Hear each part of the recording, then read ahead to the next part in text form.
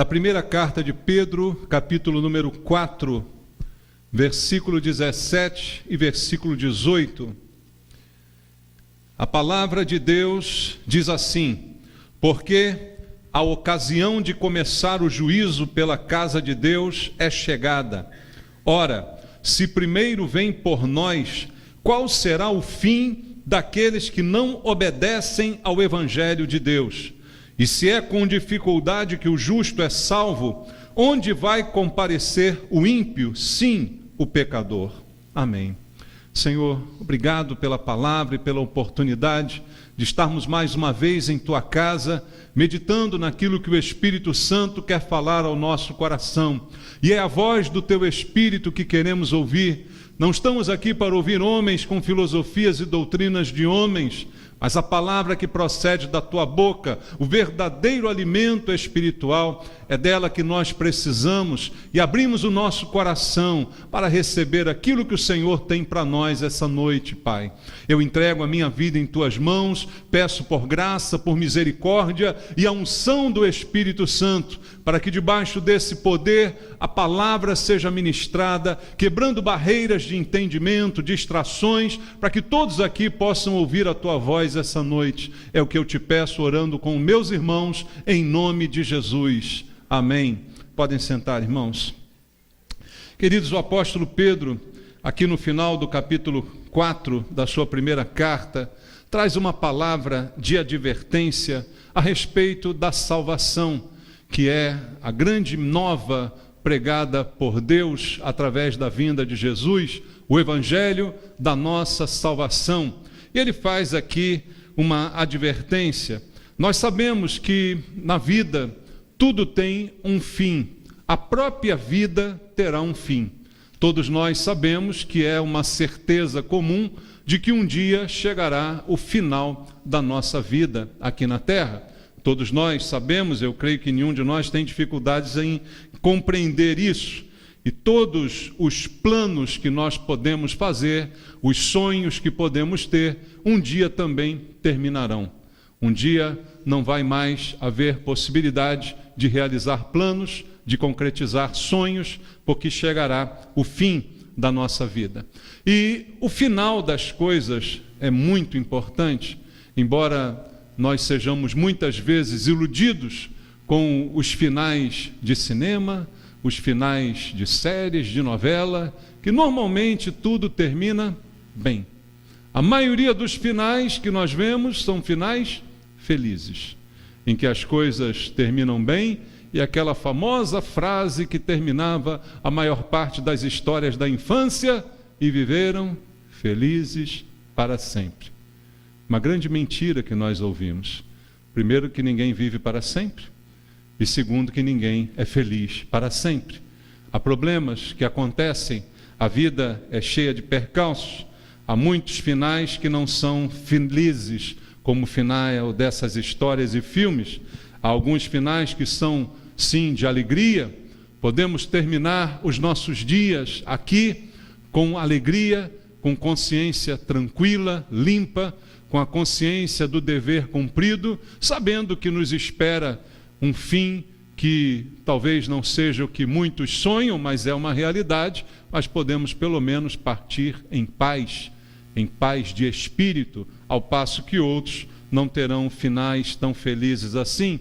Serão repletos de dor, de tristeza, de mágoas, de arrependimentos, de remorsos, que muitas vezes acompanham a pessoa durante toda a vida.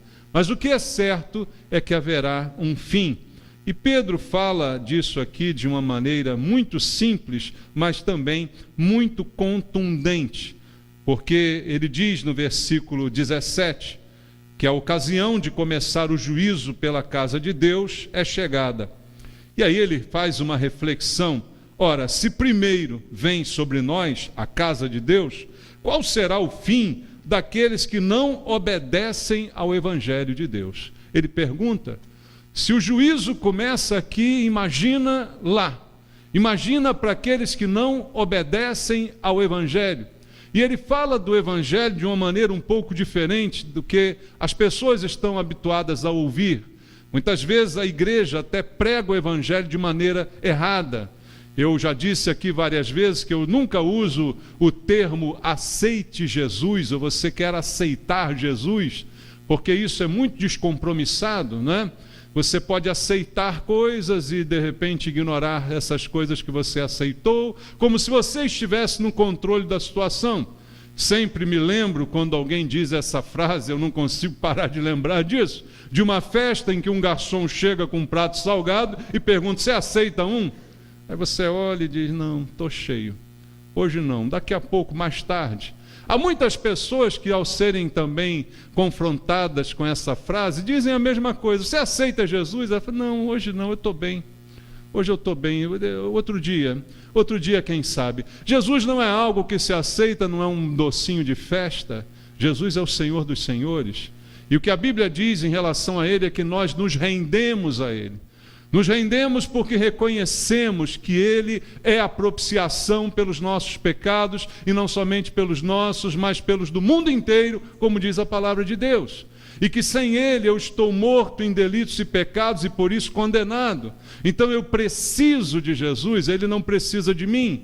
Eu não o aceito, é Ele que me aceita, como Ele disse aos seus discípulos: não foram vocês que me escolheram, mas fui eu que escolhi vocês. Então tirem da cabeça que vocês estão no controle das coisas. Na verdade, Deus é o autor de todas as coisas, é o autor e consumador da nossa fé, inclusive. Então eu preciso entender as minhas limitações. Quem sou eu para aceitar Jesus? É Ele que me aceita, porque sou eu que preciso dEle. Ele não está necessitado de mim, Ele morreu por mim, mas eu posso desprezar essa morte e continuar vivendo a minha vida da maneira que eu queira. Então Pedro coloca o Evangelho como algo a ser obedecido e não a ser aceitado. Aceitar, eu posso aceitar ou não, eu posso aproveitar ou não, mas Pedro coloca o Evangelho como uma ordem. Deus deu uma ordem ao homem que ele se arrependa e creia para ser salvo. Isso não é uma opção, isso não é uma escolha, isso é uma questão fundamental. Então o Evangelho precisa ser obedecido, porque se não for obedecido, o contrário dele é a morte e a condenação. Enquanto no Evangelho eu tenho a salvação, fora dele eu tenho a condenação. Então é questão de vida ou morte, é questão de obediência, e Pedro deixa isso bem claro. E ele depois completa dizendo: e se é com dificuldade que o justo é salvo, aonde vai comparecer o ímpio? Sim, o pecador. No fim de todas as coisas, aonde vão prestar contas estes que recusam-se a obedecer ao Evangelho de Jesus? Essa é a pergunta, e ele nos faz refletir sobre o fim. E eu já disse, nem todo final é feliz, e até esse mundo, da forma que nós o conhecemos, a Bíblia diz que um dia terá um fim. Se você ler comigo Mateus capítulo 24, no Evangelho segundo Mateus, no capítulo 24, onde Jesus inicia um grande sermão profético, falando dos dias vindouros, no versículo 29 até o versículo 31, ele diz assim, logo em seguida, a tribulação daqueles dias. Veja, depois da tribulação, olha o que Jesus diz: o sol escurecerá. O sol que sempre brilha, e que a gente muitas vezes poeticamente diz: o sol sempre brilhará. Jesus está dizendo: o sol se escurecerá, a lua não dará a sua claridade, as estrelas cairão do firmamento, e os poderes dos céus serão abalados. Coisas que a gente sempre teve como seguras e firmes serão abaladas no final dos tempos, como diz Jesus. Então aparecerá no céu o sinal do Filho do Homem. Todos os povos da terra se lamentarão e verão o Filho do Homem vindo sobre as nuvens do céu com poder e muita glória. E ele enviará os seus anjos com grande clangor de trombeta, os quais reunirão os seus escolhidos dos quatro ventos, de uma outra extremidade dos céus. Mas veja, Jesus está dizendo, e Pedro repete isso na sua epístola, em outra passagem, que o mundo, da forma que nós o conhecemos, também terá um fim, e um fim que não será agradável. Poderes que antes a gente considerava estáveis serão abalados simplesmente. Coisas que a gente considerava imutáveis vão mudar. O sol que sempre brilhou não mais brilhará. Todos os poderes serão abalados, está dizendo aqui o Senhor Jesus. E esse dia em que tudo isso acontecerá, o fim de todas as coisas, Jesus, ele diz aqui no mesmo texto que a gente leu, que ele aparecerá no céu. Ele, o Filho do Homem, aparecerá. E o céu mostrará a sua vinda, e ele virá sobre as nuvens com poder e glória. E aí, irmãos, isso será um motivo de alegria. Concorda? Mas alegria para todos. Quando isso aqui se cumprir, quando as pessoas verem os poderes do céu se abalando e Jesus vindo com poder e glória, isso será motivo de alegria para todos? Não. Para aqueles que não obedeceram ao Evangelho, isso não será motivo de alegria. Pelo contrário, isso será um momento de dor e tristeza. Então veja que a alegria e a tristeza convivem nesse momento. Para alguns, alegria, júbilo, para outros, tristeza, desespero. Então isso vai depender da decisão que eu tomar aqui e agora. Isso vai depender da posição que eu tomar na minha vida, porque em todas as situações, o que esse texto está nos ensinando é que o final da história depende de nós hoje. Depende da nossa atitude hoje, porque final todos nós teremos. Agora, como será o final? Se será feliz ou triste? Isso depende de mim e de você agora, individualmente, numa decisão pessoal de cada um. Para que um momento que é inevitável, que virá, como diz a Bíblia, seja para mim motivo de alegria e não de medo nem de espanto. Para que quando eu vejo o sol não mais brilhar, e os poderes do céu sendo abalados, eu sinto alegria com a vinda do Salvador, e não desespero por ter negado e desobedecido a boa nova que me foi contada. Então, diante disso, a pergunta que eu queria deixar para a nossa reflexão essa noite: como é que vai ser o fim da nossa vida? Talvez a gente não saiba, talvez a gente diga: pastor, eu não sei, eu não tenho bola de cristal, como alguns dizem, né?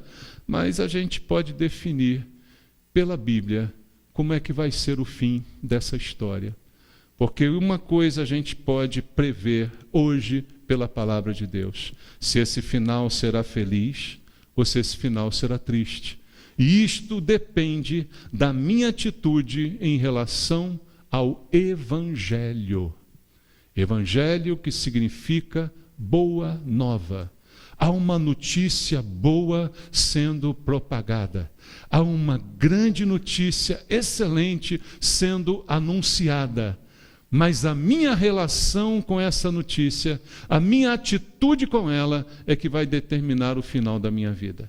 Eu obedeço a essa notícia ou eu recuso a essa notícia. Essa é a liberdade que Deus deu a cada um de nós. E o Evangelho, ele tem sido banalizado, como eu disse, até mesmo dentro de algumas igrejas que se dizem evangélicas. Porque reduzimos o valor do Evangelho que deve ser obedecido a uma aceitação pessoal que eu posso ou não fazer de acordo com o meu humor. O Evangelho é muito mais do que isso, porque ele é determinante para como será o fim da minha vida. Hoje, o Evangelho está muito descaracterizado, irmãos. Nós temos diversos evangelhos sendo pregados. Nós temos diversos adjetivos sendo associados à palavra evangelho. Você já deve ter ouvido falar do evangelho social, não é? Evangelho que se aplica a uma parte das pessoas. Você já deve ter ouvido falar em evangelho segundo o Espiritismo, já ouviu falar nisso? Tem vários evangelhos, mas há um só que é a verdade e que deve ser obedecido. E não lido por uma curiosidade, não concordando com aquilo que eu já acredito, mas um evangelho que muda todas as minhas crenças, que completamente muda os meus valores. É esse evangelho que precisa ser obedecido. O evangelho que é boa nova, e a boa nova é Jesus. A novidade é que agora eu não faço alguma coisa para pagar os meus pecados, porque Jesus, ao dar a sua vida, pagou o preço do meu pecado. Esse é o Evangelho. Todas as religiões dizem que o homem deve fazer alguma coisa, oferecer alguma coisa para aplacar a ira de Deus. No Evangelho da verdade, a Bíblia diz que Deus fez alguma coisa para salvar o homem. Deus amou ao mundo de tal maneira que deu seu Filho unigênito para que todo aquele que nele crer não pereça, mas tenha a vida eterna. Foi uma atitude de Deus em favor do homem. O Evangelho não é o homem fazendo alguma coisa para ser aceitável por Deus. Não é o homem realizando sacrifícios para aplacar a ira de Deus. Foi Deus mesmo se sacrificando para que o homem seja salvo. Mas para isso, o homem precisa obedecer a esse caminho. Porque Deus diz que não há outro caminho. Jesus mesmo afirmou: eu sou o caminho, a verdade e a vida. Ninguém vem ao Pai a não ser por mim. Então não há outra possibilidade. Eu posso dizer se eu quero ou não quero obedecer, mas eu não posso inventar o caminho. Eu posso dizer assim: eu quero o Evangelho, mas eu não quero assim, eu quero mudar um pouquinho o Evangelho, eu quero fazer um atalho, um desvio nele. Isso não é possível. Ou eu obedeço ou eu não obedeço. Ou eu me entrego completamente ou eu permaneço centrado em mim mesmo. Esse é o Evangelho que produz salvação. É essa boa notícia de salvar o perdido. E Jesus, enquanto andou entre nós, pregou este Evangelho. Em Lucas, no capítulo 19, no versículo 10, um versículo que todos nós conhecemos bem, quando Jesus conversa com Zaqueu, a Bíblia diz que no final dessa conversa ele termina dizendo: porque o Filho do Homem veio fazer o que, irmãos? Buscar e salvar quem? O perdido. E quem é que está perdido? Todos. Todos estão perdidos. O que a Bíblia diz em Romanos 3:23, todos pecaram e carecem da glória de Deus. O Evangelho tem o seu alvo em quem? No homem, no mundo que de tal maneira foi amado. Não exclui ninguém, porque todos carecem de Deus, todos estão perdidos. E o que Jesus veio fazer? Buscar e salvar esse perdido. Esse é o Evangelho pregado por Jesus. Vamos ver também como ele é falado por Paulo em Efésios, no capítulo 2, do verso 1 até o verso 10. Em Efésios capítulo 2, o apóstolo Paulo, que pregava o Evangelho da verdade, ele falava nesses termos: ele nos deu vida, estando vós mortos nos vossos delitos e pecados, nos quais andastes outrora, segundo o curso deste mundo, segundo o príncipe da potestade do ar, do espírito que agora atua nos filhos da desobediência, entre os quais também todos nós andamos outrora, segundo as inclinações da nossa carne, fazendo a vontade da carne e dos pensamentos, e éramos por natureza filhos da ira, como também os demais, todos. Mas Deus, sendo rico em misericórdia, por causa do grande amor com que nos amou, e estando nós mortos em nossos delitos e pecados, nos deu vida juntamente com Cristo. Pela graça sois salvos, e juntamente com Ele nos ressuscitou e nos fez assentar nos lugares celestiais em Cristo Jesus, para mostrar nos séculos vindouros a suprema riqueza da sua graça, em bondade para conosco em Cristo Jesus, porque pela graça sois salvos, ele repete, mediante a fé. Isso não vem de vós, é dom, é presente de Deus, não de obras para que ninguém se glorie, pois somos feitura dele, criados em Cristo Jesus para boas obras, as quais Deus de antemão preparou para que andássemos nelas. Esse é o Evangelho da salvação.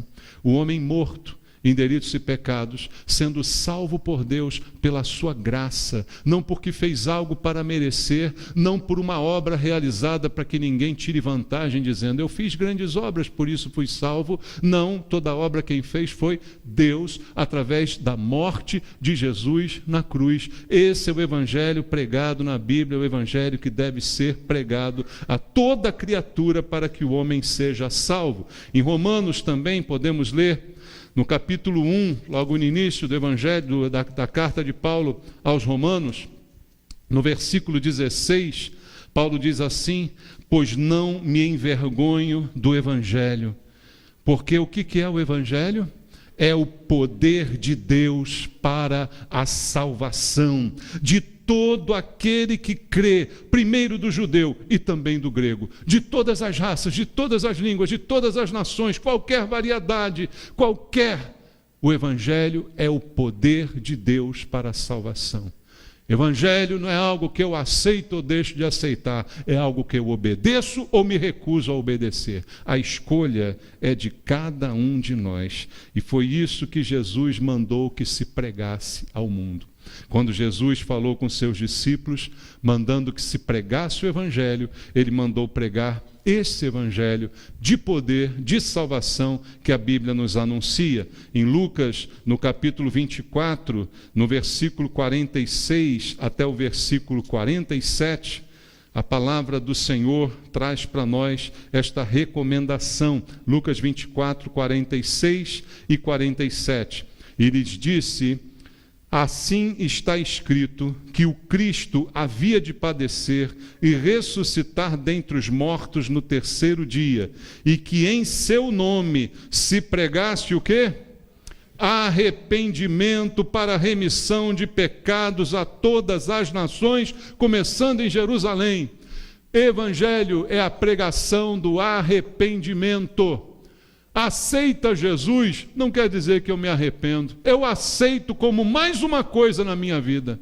Jesus não veio para se juntar à minha vida. Ele veio para tirar tudo que eu tenho e me dar tudo novo. Esse é o encontro com Jesus. É eu me arrepender dos meus pecados, mas para isso tenho que reconhecer que sou pecador. Esse é o problema. Tenho que reconhecer os meus erros. Para isso tenho que admitir que eu não sou tão bom, que eu preciso de Jesus. Por isso ele morreu, senão teria outro meio. Então eu me arrependo, e a pregação é essa: se arrependa e creia no Evangelho, e obedeça ao Evangelho. Se não há arrependimento, você pode aceitar Jesus 500.000 vezes, que isso não fará nenhuma diferença na sua vida. Em Marcos também, no Evangelho segundo Marcos, a Bíblia nos diz, no capítulo número 16, no versículo 15 e no versículo 16 de Marcos 16, e disse-lhes, ide por todo o mundo e pregai o quê? O evangelho a toda criatura. Quem crer e for batizado será salvo. Quem, porém, não crer, o que vai acontecer? Quem disse isso? Jesus. Quem crer e for batizado será salvo. Mas quem não crer, o final não vai ser feliz, o final não vai ser abençoado. Quem não crer, quem não obedecer, será condenado. Ignorar o Evangelho é abandonar a Cristo e é recusá-lo como Senhor da sua vida. É colocar a sua esperança em outra coisa. Você pode ouvir essa mensagem do Evangelho, você pode ouvir essa pregação do Evangelho te chamando a obedecer, e você diz, não, não quero. Eu acho que de outra forma eu vou encontrar um outro meio, e na sua misericórdia Deus me entende, Ele vai compreender, eu vou me salvar de alguma forma. Se isso é verdade, Jesus é mentiroso. Se Jesus é mentiroso, eu não quero seguir um mentiroso. Então isso é uma questão de verdade, e verdade é uma só, não existe meia verdade, nem verdade parcial, senão ela não é verdade. Verdade requer sempre que ela seja absoluta. Então, colocar a esperança de salvação em qualquer outra coisa, sejam obras, santos, rituais, igrejas, pessoas, é colocar esperança em algo vão. Porque a única esperança de salvação é crer no Senhor Jesus de todo o teu coração. arrepender-se dos seus pecados e ser salvo por Ele, e não você se salvar, é Ele que te salva, porque você obedeceu ao Evangelho. Mas, amados, Pedro, quando no texto que a gente leu, falou sobre isso, ele fez um questionamento: qual será o fim daqueles que não obedecem ao Evangelho? Se para o justo já é difícil, qual será o fim daqueles que não estão nem aí? Qual o fim de quem não obedece ao Evangelho? E aí a gente vê na Bíblia, em João capítulo 3, palavras de Jesus também, para que a gente entenda. No versículo 16, que eu já li para você, porque Deus amou o mundo de tal maneira que deu seu Filho unigênito, para que todo o que nele crê não pereça, mas tenha vida eterna. Aí está o amor de Deus, incluindo o mundo inteiro, disponível para todas as pessoas que queiram receber deste amor. Mas chegando ao versículo 17, ele diz: porquanto Deus enviou o seu Filho ao mundo, não para que julgasse o mundo, mas para que o mundo fosse salvo por ele. Aí você diz: oba, que bom, ele não veio julgar? É como ele disse lá em Lucas 19:10, veio buscar e salvar. Que maravilha! Então, eu posso ter tranquilidade com relação a isso? Sim, pode ter, mas tem o versículo 18. Não esqueça do versículo 18. Quem nele crê não é julgado. O que não crê já está julgado, porquanto não crê no nome do unigênito Filho de Deus. Palavras do Senhor Jesus. Ele não veio julgar, ele veio salvar. Ele veio buscar e salvar o perdido, isso inclui todo mundo. Mas há dois posicionamentos: ou eu creio ou eu não creio. Se eu crer, eu não serei julgado. Mas se eu não crer, e eu tenho esse direito de não crer, eu já estou, como? Condenado. Também nem preciso de julgamento, porque o julgamento já foi feito. No momento em que eu decidi não obedecer ao Evangelho, que significa não crer, já decidi o meu futuro. Já decidi o que será do fim da minha vida. E o fim daquele que não obedece ao Evangelho está descrito em Apocalipse capítulo 21, do versículo 6 até o versículo número 8. Apocalipse 21, do 6 ao 8, diz assim: disse-me ainda, tudo está feito, eu sou o alfa e o ômega, o princípio e o fim, e eu a quem tem sede darei de graça da fonte da água da vida. O vencedor herdará estas coisas, e eu lhe serei Deus, e ele me será filho. Tudo isso dito para aquele que obedeceu ao Evangelho. Tem esse prêmio. Quanto, porém, a quem não obedeceu ao Evangelho, e ele numera, aos covardes. Muitos não obedecem por covardia, não querem assumir um compromisso com Cristo por covardia. Aos incrédulos, não querem crer, aos abomináveis, aos assassinos, aos impuros, aos feiticeiros, aos idólatras e a todos os mentirosos. Vejam, estão todos dentro de um único saco, estão todos dentro de um mesmo conjunto.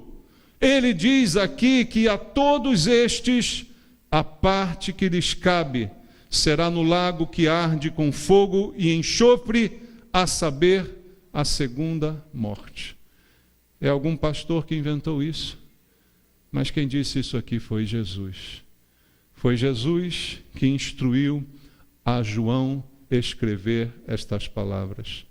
Ele fala da bênção que é obedecer ao Evangelho, da bênção que é desfrutar da água da vida que Ele dá de graça, é bênção que é herdar todas essas coisas, ser filho e ter a Deus como pai. Mas no versículo 8, ele fala da maldição que é eu deliberadamente desobedecer ao Evangelho. Isso é uma realidade colocada na Bíblia. Não é para pôr medo em ninguém, é apenas uma realidade. É apenas algo claramente descrito nas Escrituras. Mas há um porém. Não é inevitável que seja assim. É inevitável se eu não crer. Já estou condenado, como disse João 3,18. Mas não é esse o destino que eu preciso seguir? Não é este necessariamente o fim da minha vida?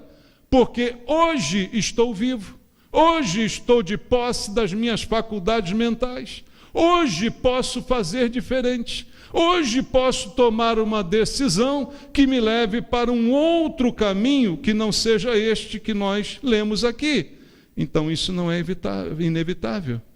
Eu posso evitar isso. Qualquer um pode evitar isso, hoje, aqui e agora. Basta voltar-se para Deus e obedecer ao Evangelho. Só isso. Então você vai ter um encontro definitivo com o Criador. Veja como Paulo fala disso em 2 aos Coríntios, no capítulo número 5, na segunda carta de Paulo aos Coríntios, no capítulo número 5, inicialmente no versículo 1 até o versículo 3, ele diz: sabemos que se a nossa casa terrestre deste tabernáculo se desfizer, ele está falando em relação ao nosso corpo, temos da parte de Deus um edifício, casa não feita por mãos, eterna nos céus, e por isso, neste tabernáculo, gememos, aspiramos por sermos revestidos da nossa habitação celestial, se todavia formos encontrados vestidos e não nus. Paulo diz, a vida nesse mundo, ela tende a se desfazer, meu corpo voltará a ser pó, mas eu tenho uma casa celestial que me espera, eu tenho uma oportunidade de estar ali e estar para sempre, e isto se eu for encontrado vestido e não nu. E aí no versículo 17 do mesmo capítulo, ele diz, e assim, se alguém está em Cristo, o que ele diz aqui? É nova criatura. As coisas antigas já passaram, eis que se fizeram novas. Quem está em Cristo será uma nova criatura? Não. Quem está em Cristo é uma nova criatura. Isso acontece imediatamente, não num futuro distante, não num dia do final, mas é hoje. Mas este hoje me prepara para o final. Quem nele crê não é julgado, mas quem não crê já está julgado. Essas coisas acontecem no presente, não no futuro. O julgamento ainda virá, mas quem crê já hoje não será julgado, porque já hoje é nova criatura. Não será? É. Mas quem não crê já hoje está condenado. Está apenas esperando o dia, mas a condenação já está registrada. Então não é inevitável que seja assim. O mesmo Senhor que no Apocalipse disse aquelas palavras, diz também no capítulo 21, e eu quero ler com você Apocalipse 21, mais uma vez, mas agora no versículo 3 até o 5 diz assim: então ouvi grande voz vinda do trono dizendo, eis o tabernáculo de Deus com os homens, Deus habitará com eles, eles serão povos de Deus, e Deus mesmo estará com eles, e lhes enxugará dos olhos toda lágrima, e a morte já não existirá, já não haverá luto, nem pranto, nem dor, porque as primeiras coisas passaram. E aquele que está sentado no trono disse, eis que faço nova todas as coisas, e acrescentou, escreve, porque estas palavras são fiéis e verdadeiras. Deus faz tudo novo, mas a decisão que eu tenho que tomar é agora. Há um grande passo a ser tomado e esse passo tem que ser dado hoje. Eu estar seguro com o Senhor, de que não serei julgado, de que há um céu me esperando, de que há novos céus e nova terra, porque os primeiros, como disse Jesus em Mateus 24, serão abalados, mas há uma nova vida, um novo céu, uma nova terra para aquele que crê em Jesus. E isso precisa ser feito hoje. E ainda hoje, aquele que crê, a Bíblia diz, descansa das suas obras. Veja, além do que vai acontecer lá no futuro, hoje você já é nova criatura se crer. E hoje você já desfruta desses benefícios, de viver uma nova vida em Cristo. E essa nova vida consiste em descanso, irmãos. Eu quero ler com você Hebreus capítulo 3, versículo 18, Hebreus capítulo 3, verso 18, até o capítulo 4, verso 3. Veja só o que diz esse texto precioso. E contra quem jurou que não entrariam no seu descanso, senão contra os que foram desobedientes. Quem é desobediente não descansa. Quem é desobediente não tem paz. Vemos, pois, que não puderam entrar por causa da incredulidade. Quem não crê não descansa. Quem desobedece não descansa. Não pode entrar no descanso de Deus por causa da incredulidade. Porque não crê, porque não quer obedecer ao Evangelho. Mas no capítulo 4 ele continua: temamos, portanto, que sendo nos deixada a promessa de entrar no descanso de Deus. Há uma promessa. Quando Deus te oferece o Evangelho para que você o obedeça, Ele te oferece descanso. Jesus disse assim: vinde a mim, todos os que estáis cansados e sobrecarregados, e eu vos aliviarei. Tomai sobre vós o meu jugo e aprendei de mim, porque sou manso e humilde de coração, e achareis descanso para as vossas almas. Há um descanso em Jesus que está disponível a todo aquele que crê e obedece. Mas ao que não crê e ao que não obedece, não acontece. E ele diz no capítulo 4 que a gente tema que, sendo deixada essa promessa de entrar no descanso, Jesus fez a promessa: venha e você descansa. A promessa foi deixada.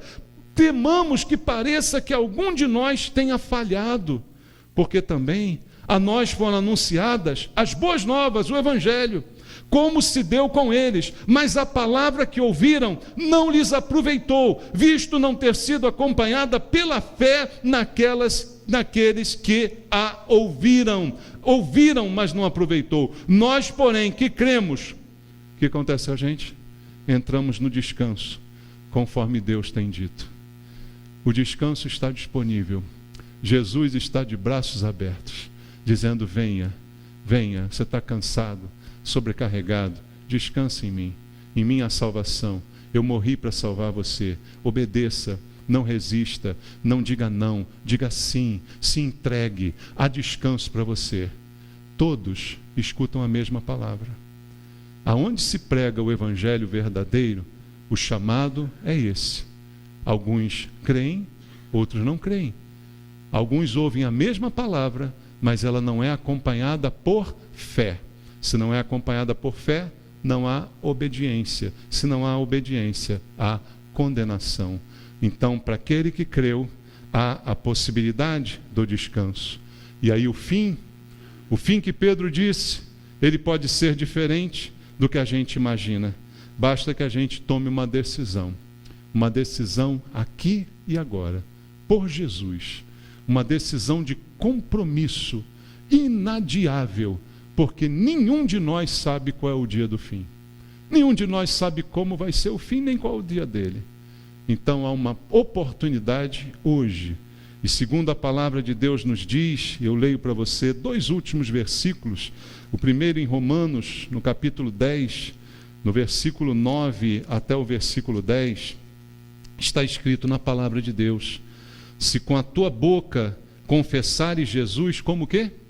Como Senhor, e em teu coração creres que Deus o ressuscitou dentre os mortos, serás salvo.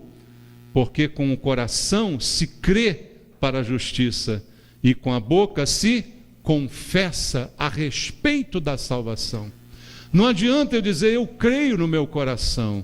A boca fala do que está cheio o coração, diz a Bíblia. Se o meu coração crê, a minha boca quer falar. Se o meu coração acredita, a minha boca quer jorrar isso para fora. E a Bíblia diz que se você fizer isso, você será salvo. E agora um texto também de Jesus, em Mateus capítulo 10, no versículo 32 até o versículo 33, Jesus faz a mesma afirmação de Paulo nestes versículos que nós lemos agora. Em Mateus capítulo 10, versículo 32 e 33, ele diz assim: portanto, todo aquele que me confessar, aonde? Diante dos homens, também eu o confessarei diante do meu Pai que está nos céus, mas aquele que me negar diante dos homens, também eu o negarei diante do meu Pai que está nos céus. A Bíblia fala da decisão de entrar no descanso, de que isso tem que ser hoje, de que isso tem que ser agora, e de que eu tenho que crer com o meu coração e confessar com a minha boca. E preciso fazer isso publicamente e diante de todos os homens, porque o que Jesus fez por mim também foi público. Quando Jesus morreu na cruz, ele morreu publicamente. Ele ficou nu naquela cruz, ensanguentado, envergonhado, diante de todas as pessoas, por amor a nós, para nos salvar. Então o meu compromisso com ele tem que também ser público e diante de todos que possam olhar, independente do que vão pensar. Eu quero Jesus, porque eu quero ser salvo e quero entrar no descanso de Deus. Vamos orar. Senhor Jesus, a tua palavra foi ministrada, o evangelho da salvação foi pregado. E agora, Senhor, há uma oportunidade para aqueles que ainda não obedecem a este evangelho, para aqueles que ainda não fizeram esta confissão pública, para aqueles que ainda não se comprometeram com o Senhor. Há uma oportunidade de hoje, agora, mudarem o curso de suas vidas, mudarem o fim das suas existências. E é o Espírito Santo que chama o homem agora a uma decisão. Se há alguém entre nós aqui que quer confessar Jesus como Senhor e Salvador, publicamente diante de todos, levante a sua mão para que eu possa orar por você. Há uma vida ali. Quem mais quer entregar a vida para Jesus? Alguém mais quer aproveitar esse momento, entregar a vida para Jesus? Quem mais? Vem aqui à frente, você que quer entregar a vida para Jesus. Vamos orar juntos? Tem mais alguém que quer fazer isso? Perca essa chance não, irmãos. A chance é agora. Amém? Como é seu nome? Ronaldo. Glória a Deus. Quem mais quer entregar a vida para Jesus, além do Ronaldo? Tem mais alguém? Tem ali alguém? Quem? Não? Há uma chance aqui.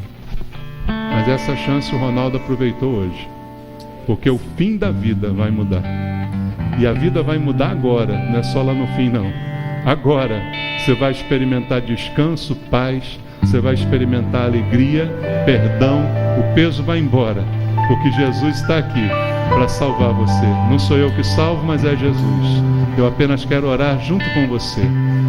Ronaldo, você entrega a sua vida para Jesus essa noite. Você deseja fazer isso. Você se rende a Jesus.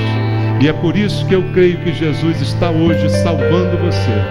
É por isso que eu creio que todo o peso está indo embora. É por isso que eu creio que o pecado foi perdoado e que há uma nova vida pela frente nesse momento. Uma vida completamente transformada que Deus tem para você a partir desse dia. E eu creio que essa boa obra será completada por Deus, que há de te guardar e te proteger em toda essa caminhada que você inicia com Ele. E Ele está de braços abertos dizendo: vem e descanse em mim. Que você experimente isso hoje e sempre, salvo em Cristo Jesus para todo o sempre, para que no final de todas as coisas você tenha uma nova morada celestial com o Senhor. Meu Deus, obrigado pela vida do Ronaldo e por tudo que o Senhor há de fazer nessa vida daqui para frente. E eu quero ver essa vitória, Pai. E eu oro junto com a igreja e junto com Ele, por Ele, em nome de Jesus. Amém. Deus te abençoe. Glória a Deus.